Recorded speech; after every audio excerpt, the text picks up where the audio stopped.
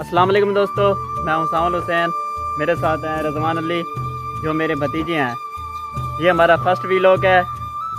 सावल vlog YouTube channel है। Subscribe करें, like करें, वीडियो आगे शेयर करें, अच्छे से कमेंट्स करें।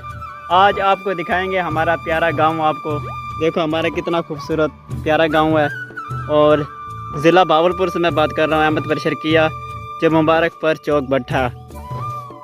ये देखो हमारा प्यारा गांव कैसा खूबसूरत है। आज मौसम भी अच्छा बना हुआ है। बारिश हुई है सुबह 8 बजे से लेके और 12 बजे तक बारिश होती रही। अब तो बारिश नहीं हो रही।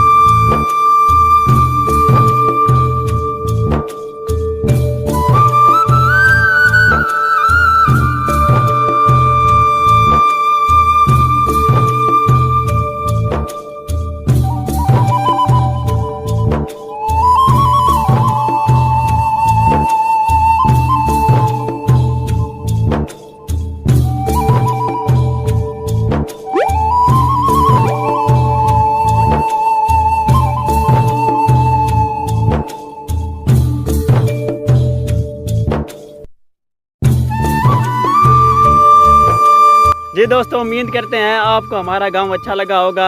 आपने वीडियो भी लाइक करनी है, आगे शेयर भी करनी है। हमारा यूट्यूब चैनल सावल व्लॉग, इसको सब्सक्राइब भी करना है। Love you.